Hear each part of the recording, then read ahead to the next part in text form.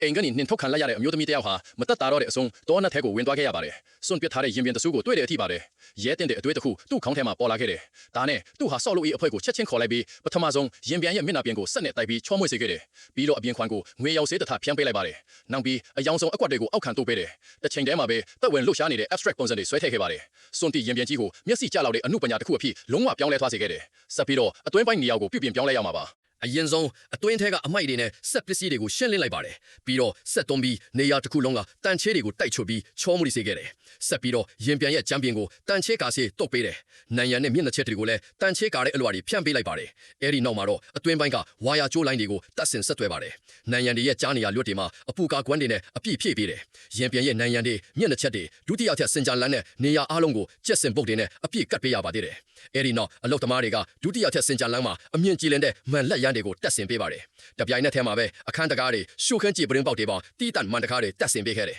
ကျမ်းပြင်ပေါ်မှာဖေးလက်မြေအင်္ဂတေတထထပ်လောင်းလိုက်ပါတယ်တချိန်တည်းမှာပဲအင်္ဂတေကိုသုံးပြီးမြင်းချောင်းဖုန်စံတွေဖော်ပေးထားတယ်အတွင်းပိုင်းမှာတော့ရရောင်စုံ epoxy resin တွေကိုသုံးပြီးကျမ်းပင်ကိုစီးစက်နေတဲ့ချော်ရည်နဲ့နဗျူလာပုံစံမျိုးဖန်တီးခဲ့တယ်အပေါ်ကနေအဖြူရောင် epoxy resin အရေးတစ်ထပ်လောင်းချပြီးအလုံးပိတ်လိုက်ပါတယ်စက်နဲ့တိုက်ပြီးချောမိတ်သွားတဲ့အခါနေရာတစ်ခုလုံးမှာအဝိုင်းပုံမီးကြိုးတွေတက်ဆင်လိုက်ပါတယ်ပြီးတော့ဒုတိယထပ်စင်ကြလန်းရဲ့နိုင်ရန်မှာဒေါင်းလိုက်စိတ်ခင်းနိုင်ရန်တစ်ခုဖန်တီးလိုက်တယ်ဆိုဖာတွေချထားပြီးတော့အမှုပညာဆန်နဲ့ကြည်လင်မီးဆိုင်တွေကိုတက်ဆင်လိုက်ပါတယ်တိတ်ပဆလန်းဆန်နဲ့တခြားအလှဆင်ရုပ်တူလေးတွေထပ်ထည့်လိုက်ပါတယ်ဒီခိုးလုံရနေရာလေးကိုပို့ပြီးအိမ်မက်ဆန်သွားစေဖို့ပေါ့ဘယ်လိုလဲအရန်ကိုလှပနေတာပဲမဟုတ်လားနောက်တစ်ခုကတော့အိတ်ခန်းကိုပြင်ဆင်မှာပါအရင်လိုပဲအခန်းထဲမှာရှိတဲ့ပရိဖို့ကအဖြစ်စီးတွေအမိုက်တွေနှွေးပင်တွေကိုအကုန်ရှင်းထုတ်လိုက်ပါတယ်ပြီးတော့စက်တော်သုံးဒီနေရာတစ်ခုလုံးမှာရှိတဲ့တန်ချေးတွေကိုတိုက်ချွတ်အယောင်တင်လိုက်ပါတယ်ကားကွယ်စေမှုပြီးတဲ့နောက်မှာအတွင်းပိုင်းဝါယာကြိုးတွေကိုတက်ဆင်လို့ရပါပြီဘေးနဲ့အပေါ်ပိုင်းကိုအပူခံခွမ်းတွေနဲ့ဖြည့်ပေးပါတယ်ပြီးတော့အချက်ပြားတွေနဲ့ပိတ်ပြီးဆေးတုပ်လိုက်ပါတယ်ချွင်ခွက်တွေဖြစ်နေတဲ့နေရန်တွေကိုညင်ညာအောင်လှုပ်ပေးလိုက်ပါတယ်ကျန်းထင်းကိုတော့ရေဆိုးခန့်စေးအရင်အလွာလိုက်တုပ်ပေးပါတယ်ပြီးတော့တဲတွေကိုညင်ညာညာခင်းပေးပါတယ်တစ်ဆက်တည်းမှာပဲခယူးခွန်တွေရေကျဲတွေနဲ့အလှဆင်လိုက်ပါတယ်ပြီးတော့အပြာရောင်အပေါက်စီရဲစင်လောင်းချပြီးပိတ်လိုက်ပါတယ်နောက်တစ်ခါဆက်တုံးပြီးကျမ်းပြင်ကိုတောက်ပြောင်တော့အောင်တိုက်ချွတ်လိုက်ပါတယ်နောက်ဆုံးမှာတော့ခယူးခွန်ကတဲ့နဲ့မျက်နှာချက်မီးဆိုင်ကိုထားလိုက်ပါတယ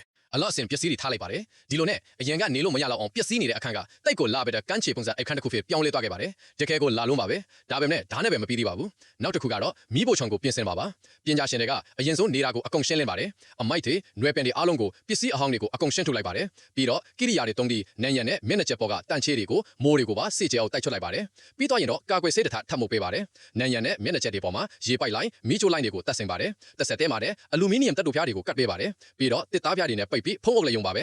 ကြန်ခင်းကိုလည်းအဖျားရောင်အောက်ခံစေးတထပ်တုပ်ပေးပါတယ်ရေခုပုံလေးတွေထားပေးပြီးပင်လယ်ရေမော်ပင်နဲ့တခြား 3D အလှရှင်သစ်စီတွေထည့်လိုက်ပါတယ်ပြီးတဲ့နောက်မှာ epoxy resin လောင်းချပြီးပိတ်လိုက်ပါတယ်နောက်တစ်ခါစက်ကိုတုံးပြီးကျမ်းပြင်ကိုချောင်းမွေ့ထွားအောင်တိုက်ချွတ်လိုက်ပါတယ်နောက်ဆုံးနံရံတွေကိုပုံဖော်ပေးလိုက်ပါတယ်အထူးမှာထွားတဲ့ဗီဒီယိုတွေကိုတက်ဆင်ပါတယ်ကောင်တာခုံတင်ပြီးမီးဆိုင်လှလေးတွေချိတ်ဆဲပါတယ်အလှပင်တွေနဲ့အလှဆင်ပစ္စည်းတွေထားလိုက်ပါတယ်ဒီလိုဆိုရင်တော့အလွန်လှပတဲ့ပင်လယ်အောက်မီးဖိုချောင်လေးတစ်ခုပြီးစီးသွားခဲ့ပါပြီဒါနဲ့ပဲပြီးသွားပြီလို့ထင်နေလားလုံးဝမပြီးသေးပါဘူးမီးဖိုချောင်ရှိရင်ရေချိုခန်းလဲလိုအပ်တာပေါ့ပြုတ်ပြင်းတဲ့ပုံစံကအရှိကနဲ့ဆင်တူပါပ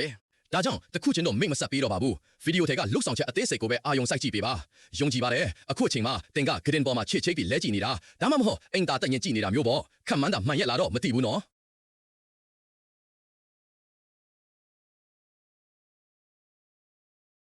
နောက်ဆုံးပတ်ဝန်းကျင်ကမြေတွေကိုညှိပေးပါပဲမြက်ခင်းနဲ့ရှောက်လံကိုခင်းကျင်ပေးပါပဲတန်ချန်စီယိုကိုကာယံလိုက်ပါပဲအလှပင်တွေကိုပုံသွင်းစိုက်ဖြိုးပါတယ်အလှပန်းအိုးတွေကိုညေရချထားပါတယ်တိုက်ရက်လှပါတဲ့ခြံဝန်းရှုခင်းကိုဖန်တီးလိုက်တာပါအလုတ်သမားတွေရဲ့ကျွမ်းကျင်တဲ့လက်ရာကိုတော့ချီးကျူးရမှာပါပဲလူဆောင်ချက်တွေကလည်းတကယ်ကိုအမခန်းပါပဲဒီဖန်တီးမှုကိုအမှတ်ပေးခိုင်းမယ်ဆိုရင်အမှတ်ပေး10မှတ်မှာဘယ်နှမှတ်လောက်ပေးမလဲခေါ်မှတ်မှာရေးသားခဲ့ကြပါအောင်